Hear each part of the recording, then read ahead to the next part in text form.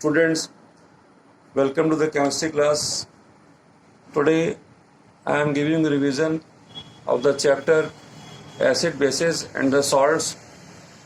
Here I am giving you the content where you have to focus in this chapter right from the start. Concept the acid and base, which is based on the Arrhenius theory, classification of acids जो आप देखेंगे, जैसे ionization, concentration, इस तरह से indicators, litmus, फिनोक्सिलिन, methyl orange, इस तरह के इंडिकेटर्स के बारे में आपको जानना है.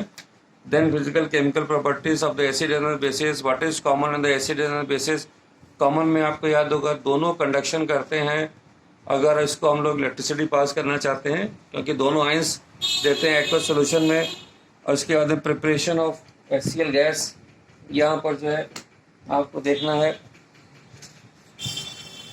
It's your litmus test of the dry HCl gas. ये भी एक बहुत अच्छा सा क्वेश्चन है जो हम जानते हैं कि नहीं मिलता है हमको. ड्राई HCl गैस में लिटमस टेस्ट पॉसिबल नहीं होता है. फिर pH scale, pH power of hydrogen and concentration, then उसकी pH स्केल की फॉर्मेशन, pH पेपर टेस्टिंग करने के लिए, calculation of the pH with the formula, important the pH everyday life. ये कई सारे पॉइंट्स जो आपने जो है देखे होंगे यहाँ पर, उसको आज हम ब्रीफ में स्टडी करेंगे. देन सॉल्ट्स का जो कॉन्सेप्ट है, प्रिपरेशन है, जो कि एसिड और बेस से यूजली हम बनाते हैं. फैमिली ऑफ सॉल्ट्स, यहाँ पे क्लासिफिकेशन है. pH ऑफ द सॉल्ट एक छोटा सा एक अच्छा टॉपिक है जहाँ पे आप ज़्यादातर आपका जो फोकस है वो एसिड बेस के pH पे रहता है. इसको भी ध्यान रखिए. यहाँ ये जानते हैं कि pH जो सॉल्ट का है वो लेस देन 7, ग्रेटर देन 7 या इक्वल टू 7 भी हो सकता है. केमिकल्स फ्रॉम द, जो कि कॉमन सॉल्ट यानी NaCl से बनने वाले केमिकल्स हम देखेंगे, जो कि बहुत ही, क्योंकि NaCl एक चीप सोर्स है. फिर यहाँ जो आपको देखना है सोडियम हाइड्रोक्साइड, हाइड्रोजन, क्लोरीन, ये सारे के सारे हमको एक ही क्लोर एल्कली प्रोसेस से मिल जाते हैं. इसका नाम याद रखिए इस प्रोसेस का, इसको क्लोर एल्कली प्रोसेस बोलते हैं. नाम से भी आपसे पूछा जा सकता है कभी कभी कि what is chlor alkali process. With diagram इसकी प्रैक्टिस करनी है. Bleaching powder, baking soda, then washing soda, plaster of Paris, इन सब के रॉ मटेरियल और chemical reaction, balance chemical reaction आपको याद होनी चाहिए. ओके.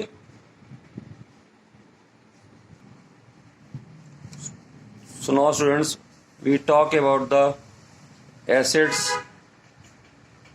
एसिड्स में आप इनिशियल जो आपकी नॉलेज है कि जिसका टेस्ट है, they are sour in taste, हम जानते हैं.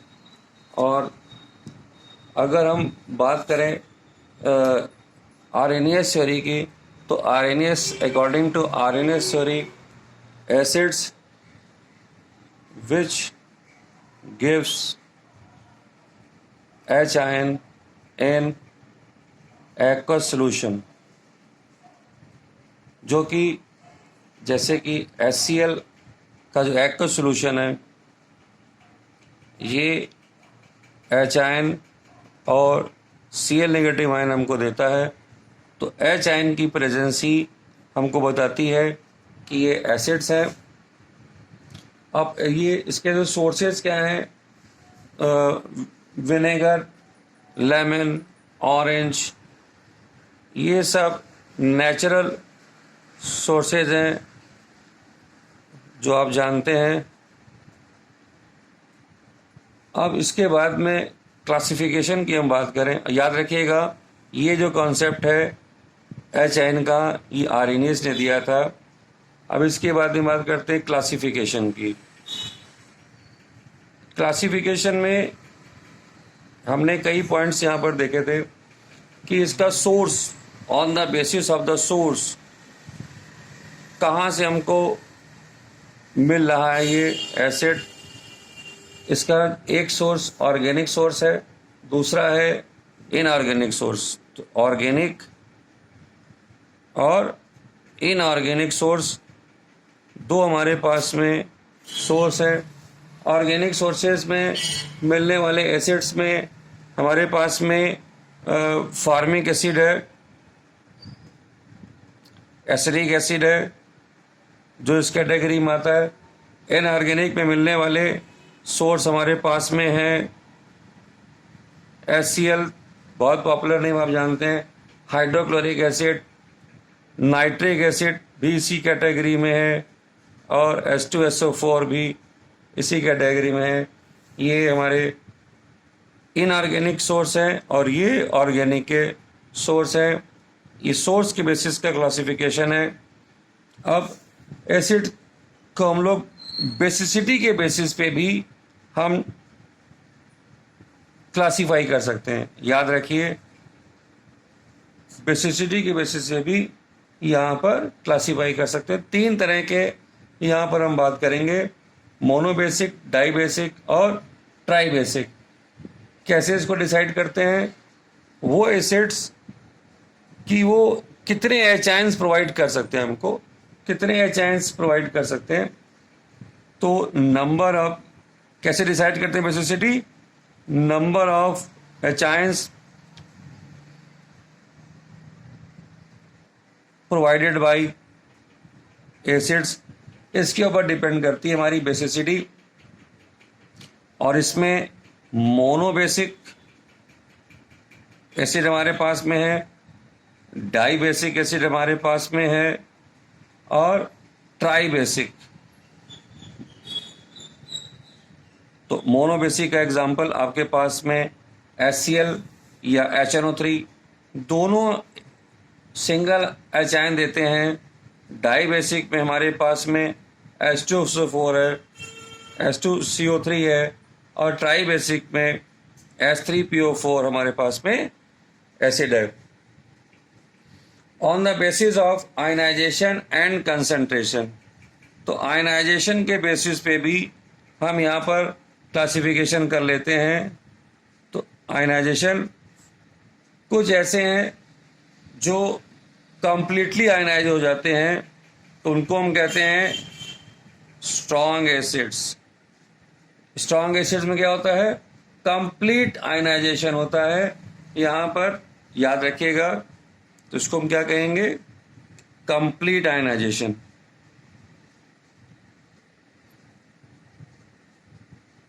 कंप्लीट आयनाइजेशन जैसे कि HCl। इसके बाद में हम बोलेंगे यहाँ पर वीक एसिड। वीक एसिड में जो है पार्शियल आयनाइजेशन होता है, पार्शियल आयनाइजेशन। यहाँ पे हमारे पास में है एसिटिक एसिड। इसमें जो हम डिस्कस करते हैं एसिटिक एसिड को, ये पार्शियल आयनाइजेशन होता है इसका। सो इसी तरह से हम on the basis of concentration भी एसिड्स को डिवाइड कर लेते हैं, जहाँ पर हम जो है डाइल्यूट एसिड बोलते हैं और यहाँ पर कंसंट्रेटेड एसिड हम लोग बोलते हैं। क्या डिफरेंस होता है दोनों में? डाइल्यूट एसिड में जो अमाउंट होता है सब्सटेंस का एक्वस सोल्यूशन में, वो कम होता है, और कंसंट्रेशन में amount of acid in the aqueous solution वो ज़्यादा होता है। तो ये हो गई एसिड की बात। अब हम बात करेंगे बेसिस की। बेसिस क्या है? वो सब्सटेंसेस हैं, अगर हम टेस्ट की बात करें, जो कि बिटर इन टेस्ट होते हैं। ये they are bitter in taste यहाँ पर। और according to Arrhenius theory they gives OH ion which gives OH negative hydroxyl ion in aqueous solution में हमको मिलते हैं। जैसे कि हमारे पास में NaOH एक बहुत अच्छा एग्जांपल है, सोडियम हाइड्रोक्साइड। इसका जो एक्वस सोल्यूशन है ये हमको Na आयन और OH नेगेटिव आयन देता है। तो इसी कैटेगरी में और भी हमारे पास में पोटेशियम हाइड्रोक्साइड, अमोनियम हाइड्रोक्साइड, कई सारे यहाँ पर हमारे पास में बेसिस हैं। अब क्लासिफिकेशन यहाँ पर हम इसका भी देख सकते हैं। जैसे हमने क्लासिफिकेशन एसिड का किया था, तो यहाँ पर भी क्लासिफिकेशन का जो है on the basis of acidity, इसको हम क्लासीफाई कर सकते हैं on the basis of acidity, इसको क्लासीफाई कर सकते हैं। यहाँ पर भी एसिड की तरह हम देखते हैं कि नंबर ऑफ OH आयन हमको कितने मिल रहे हैं। ये किस पे बेस्ड करता है? Number of OH negative ions given by basis, it decides the acidity of the base. इसकी भी 3 कैटेगरियां हैं, मोनो एसिडिक, डाई एसिडिक और ट्राई एसिडिक। मोनो एसिडिक में कौन हो गया? NaOH हो गया हमारे पास में, KOH हो गया, फिर इसके बाद में डाई एसिडिक में हमारे पास में कौन है? डाई एसिडिक में कैल्शियम हाइड्रोक्साइड, 2 H आयन देने वाला है हमको ये, या मैग्नीशियम हाइड्रोक्साइड। और ट्राई एसिडिक में हमारे पास में एल्युमिनियम, जिसकी वैलेंसी 3 होती है। आयनाइजेशन के बेसिस पे भी हम इसका क्लासिफिकेशन कर सकते हैं। यहाँ भी आपके पास में स्ट्रॉन्ग बेस हैं। स्ट्रॉन्ग बेस में हमारे पास में कौन है? KOH, NaOH। इसी तरह से वीक बेस में हमारे पास में कौन है? अमोनियम हाइड्रोक्साइड जैसे जो हैं ये वीक बेस में हमारे पास में। अब ये जो वीक बेस का यहाँ भी वही कॉन्सेप्ट है कि पार्शियल आयनाइजेशन है और इसका कंप्लीट आयनाइजेशन है। इसी बेसिस पे इसको हम लोग डिसाइड करते हैं। कंसंट्रेशन के बेसिस पे इसको भी हम लोग डाइल्यूट और कंसंट्रेटेड बेस यहाँ पर बोल सकते हैं। अब यहाँ पर देखिए हमारे पास में जब हमने एसिड बेस को जान लिया है, एक छोटा सा वर्क करेंगे हम लोग इंडिकेटर्स के बारे में। इंडिकेटर्स के बारे में हम लोग यहाँ पर स्टडी करेंगे। तो इंडिकेटर्स हमारे वो सब्सटेंसेस थे जो कि एसिड बेस को आइडेंटिफाई करने में हमें हेल्प करते हैं। तो इनको हम लोग एसिड बेस इंडिकेटर्स भी बोलते हैं। और इसमें जो सब्सटेंसेस हम लोग स्टडी करते हैं उनको कैटेगराइज भी कर लेते हैं हम लोग। नेचुरल इंडिकेटर, यहाँ पर इसके बाद में सिंथेटिक इंडिकेटर्स और यूनिवर्सल इंडिकेटर्स। सिंथेटिक इंडिकेटर्स और यूनिवर्सल इंडिकेटर। नेचुरल इंडिकेटर में आपके पास में जो है टर्मरिक है, लिटमस भी हमारा नेचुरल इंडिकेटर में काउंट होता है। और सिंथेटिक इंडिकेटर्स में आपने मिथाइल ऑरेंज यहाँ पर स्टडी किया है, और मिथाइल ऑरेंज के साथ में आपने फेनोल्फथलीन को यहाँ पर जो है स्टडी किया था।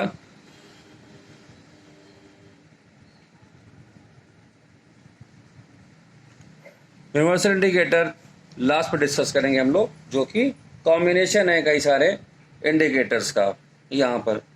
तो जब नेचुरल इंडिकेटर की हम बात करते हैं, खास तौर से टर्मरिक की, तो टर्मरिक जो है हमारा जो नेचुरल इंडिकेटर है, ये बेस के साथ में एक्शन करता है। और अगर देखेंगे तो टर्मरिक इसका कलर क्या हो जाता है? रेड कलर की टर्मरिक हो जाती है। अगर हम बेस के साथ में इसका रिएक्शन देखते हैं, एसिड के साथ में हमको इसका रिएक्शन नहीं मिलता है, या कलर्स हमको नहीं मिलते हैं, आइडेंटिफाई नहीं कर सकते हैं। इसके बाद में आता है हमारा सिंथेटिक इंडिकेटर्स में। तो सिंथेटिक इंडिकेटर्स, अच्छा, लिटमस भी हमारा जो है वो इसी कैटेगरी में है हमारा, जो कि प्लांट से क्योंकि हमको मिलता है ये। अब सिंथेटिक इंडिकेटर्स में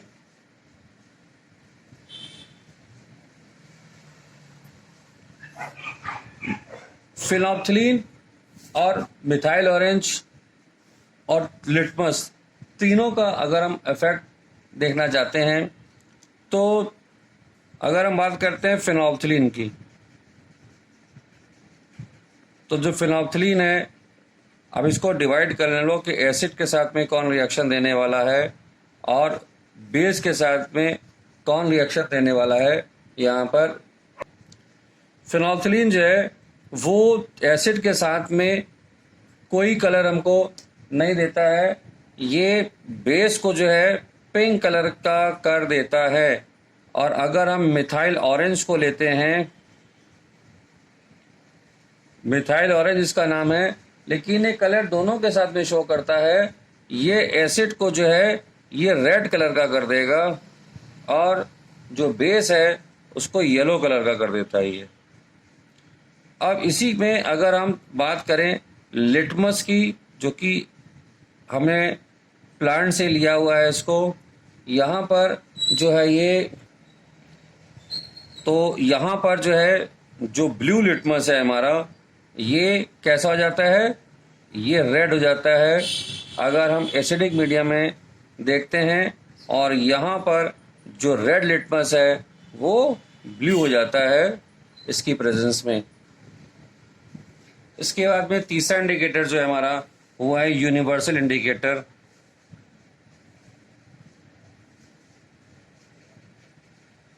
ये क्या है, ये कॉम्बिनेशन ऑफ इंडिकेटर्स होता है, इसमें कई सारे इंडिकेटर्स जो सिंथेटिक इंडिकेटर्स हैं उनका कॉम्बिनेशन होता है, और ये पीएच स्केल पर बेस्ड है।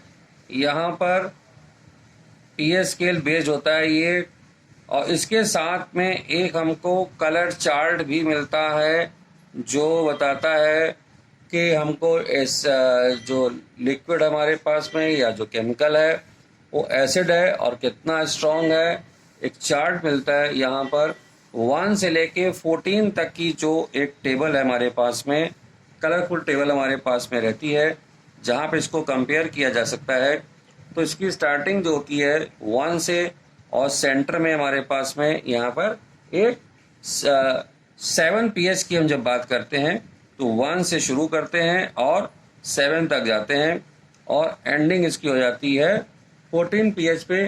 शुरुआत में जो कलर हमको यहाँ मिलता है वो रेड मिलता है, और लास्ट में जाते जाते ये जो है पर्पल कलर हो जाता है इसमें, और 7 pH के लिए हमको मिलता है ग्रीन कलर। तो याद रखिए यहाँ पर यूनिवर्सल इंडिकेटर जो है 2 काम करता है। एक तो हमको आइडेंटिफाई कराता है कि नेचर क्या है जिस केमिकल को हम लोग यहाँ पर देख रहे हैं कि वो एसिडिक है, बेसिक है, साथ साथ में वो हमको उसकी स्ट्रेंथ के बारे में ही बता देता है, क्योंकि ये जो रेंज है ये रेड से शुरू होती है और ये ऑरेंज होती है येलो तक जाके फिर यहाँ पे ग्रीन में कन्वर्ट हो जाती है। ग्रीन के बाद में फिर ये यहाँ पर लाइट ब्लू, फिर डार्क ब्लू, और इस तरह से ये पर्पल तक पहुंच जाती है। और इसमें एक खास बात यह है कि लेफ्ट से राइट हम जब जाते हैं तो ये पीएच हमारा इंक्रीज करता है, ये 7 से 14 तक, या यूँ कहें कि इधर बेसिक करैक्टर इंक्रीज करता है और इधर एसिडिक। अभी इसको डिटेल में डिस्कस करेंगे हम लोग जब पीएच को स्टडी करेंगे। अब हमको देखना है chemical properties of the acids. Chemical properties हमको देखनी है एसिड्स की। फिजिकल प्रॉपर्टी हम लोग अभी स्टडी कर चुके हैं बीच में कि सॉर एंड टेस्ट होता है। इसका अगर टेस्ट की बात करें, हम सारे के सारे एसिड्स को हम लोग टेस्ट करके चेक नहीं कर सकते हैं कि वो खट्टे हैं। बस अब इसमें हाँ, सोर्स के बारे में आप याद रखिए। फिर से मैं आपको एक बार रिमाइंड करा दे रहा हूँ कि जितने सिट्रस फ्रूट हैं या विनेगर हैं या जो टैमरिंड है, ये सब हमारे सोर्स हैं। इवन सोर मिल्क, वो इसी उसको हम लोग एसिड्स वहाँ पर हम लोग फाइंड करते हैं। अब एक छोटी चीज़ और देख लीजिए कि जैसे जो लेमन या सिट्रस जूसेस की हम बात करें तो यहाँ जो एसिड मिलता है वो होता है सिट्रिक एसिड, और विनेगर में आप जानते हैं क्या मिलता है हमको, एसिटिक एसिड। यहाँ क्या मिलता है, एसिटिक एसिड मिलता है। और अगर हम टैमरिंड की बात करें यहाँ पर, तो टैमरिंड आपको देता है टार्ट्रिक एसिड। टार्ट्रिक एसिड कहाँ यूज होता है टार्ट्रिक एसिड का? जब बेकिंग सोडा बनाते हैं तो उसमें ऐड करते हैं इसको, और मिल्क हमको देता है लैक्टिक एसिड दे देता है। तो हमारा जो फोकस है वो है केमिकल रिएक्शन के ऊपर। तो हम पहले देखेंगे reaction of acid with metal. With metal हम देखेंगे रिएक्शन। मेटल में हमारे पास में अगर जिंक के साथ में रिएक्शन कराते हैं HCl की, तो हमको यहाँ पर जिंक क्लोराइड रिएक्शन पे बहुत फोकस करेंगे। बैलेंस रिएक्शन लिखनी है, अब ये बैलेंस नहीं है, यहाँ 2 लगाना पड़ेगा। अब ये रिएक्शन बैलेंस हो गई।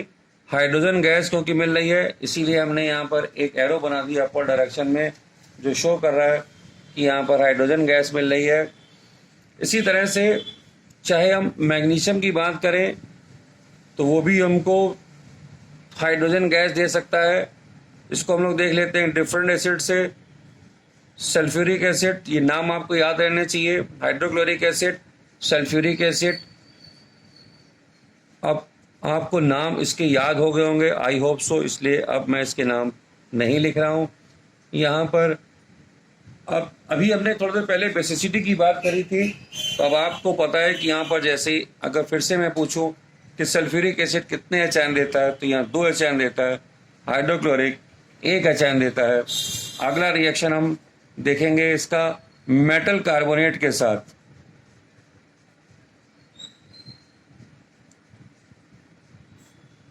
मेटल कार्बोनेट के साथ में इसका रिएक्शन देखेंगे।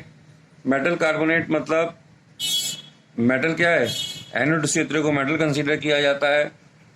इसके साथ में रिएक्शन देखने हमें कुछ CO2 गैस भी मिलती है यहाँ पर, तो क्या हो जाएगा? Twice NaCl।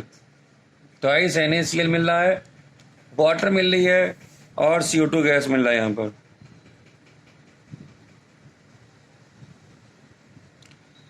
Carbon dioxide gas को कैसे हम लोग टेस्ट करते हैं, कैसे कंफर्म करते हैं? इसको लाइम वाटर में पास करते हैं, तो लाइम वाटर क्या हो जाता है?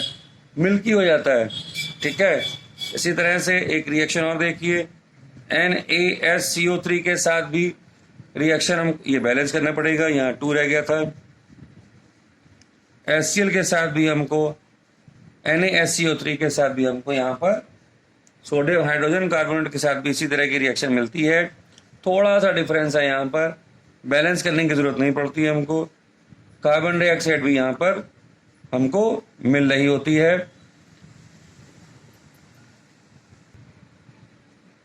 तो अब यहाँ पर देखिए एक फार्मूला बन गया कि अगर हम मेटल कार्बोनेट या मेटल हाइड्रोजन कार्बोनेट का रिएक्शन कराते हैं एसिड के साथ में, तो सॉल्ट वाटर और कार्बन डाइऑक्साइड मिल रही है। सॉल्ट वाटर और कार्बन डाइऑक्साइड मिल रही है।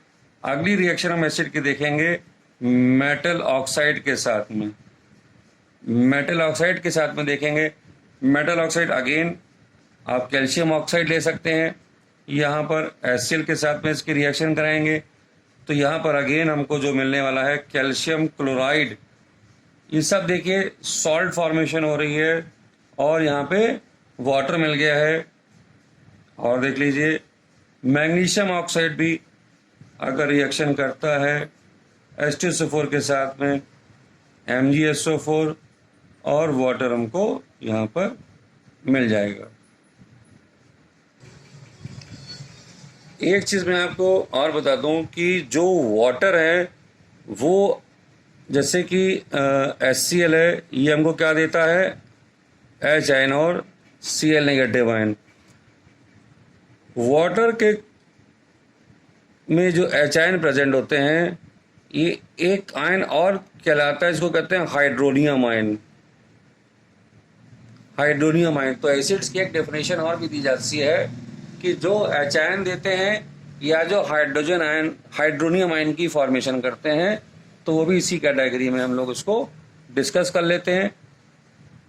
अब जब आपने एसिड को इतना स्टडी कर लिया है, तो कभी आपको एक छोटा सा क्वेश्चन 1 मार्क्स का आ सकता है कि differentiate between the strong acid difference बताइए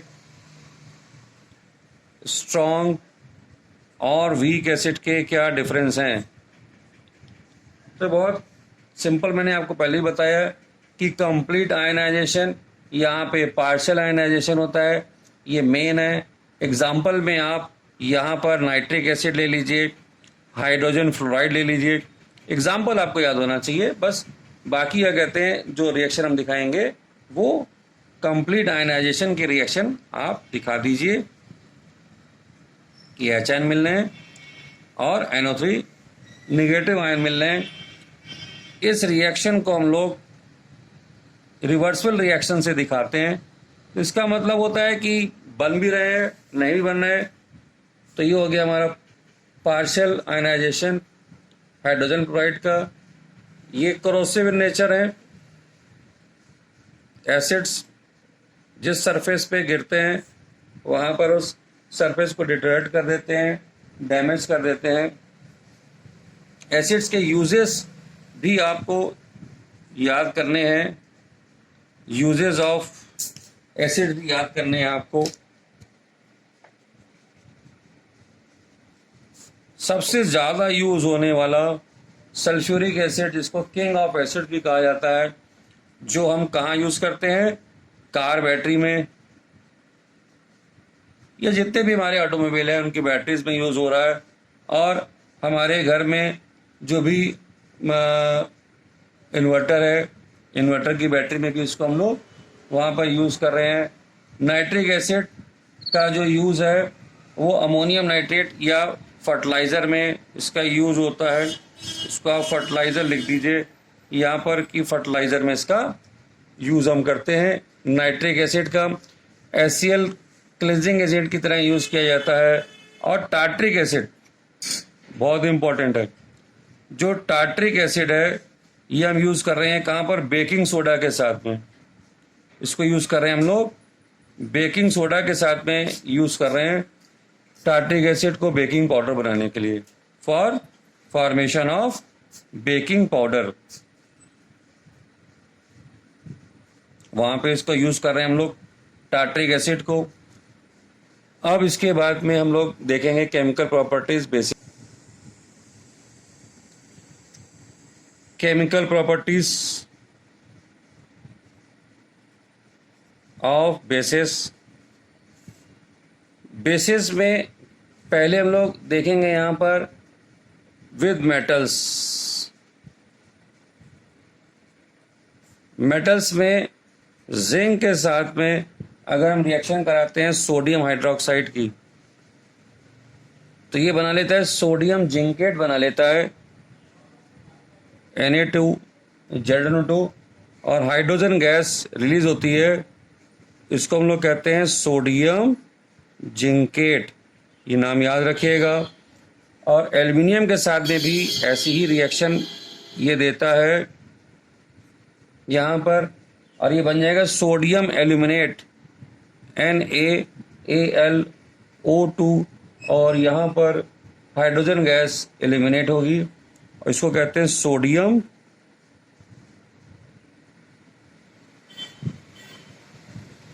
एल्यूमिनेट बोलते हैं इसको। रिएक्शन को बैलेंस करना पड़ता है, इसमें 2 एल्युमिनियम 2 NaOH और यहाँ पर 2 वाटर मॉलिक्यूल भी लगे हुए हैं इसके साथ में। अब इसी में एक और रिएक्शन हम देखेंगे नॉन मेटल्स के साथ में। अगर हम देखें इसकी reaction with non metallic oxide, non metallic oxide कौन होते हैं, जैसे CO2 NaOH और CO2 की रिएक्शन हो रही है तो सोडियम कार्बोनेट मिल रहा है हमको यहाँ पर, और वाटर की फॉर्मेशन हो रही है। ये क्या है, सोडियम कार्बोनेट की फॉर्मेशन हो रही है। और इसमें न्यूट्रलाइजेशन रिएक्शन जो कि दोनों में लिखी जा सकती है, वो एसिड कोई भी ले लीजिए आप HCl, और बेस अगर हम लेते हैं तो NaCl और वाटर की फॉर्मेशन होती है। ये एसिड है, ये बेस है, ये सॉल्ट है और ये वाटर है। ये एक तरह की आपकी इक्वेशन है जिसको हम बोल सकते हैं। तो न्यूट्रलाइजेशन रिएक्शन जो है वो इम्पॉर्टेंट रिएक्शन है। यूजेस यहाँ पर भी आपको बेसिस के याद रखने हैं। जैसे सोडियम हाइड्रोक्साइड है NaOH, इसको हम कहाँ यूज़ कर रहे हैं? सोप में यूज़ कर रहे हैं।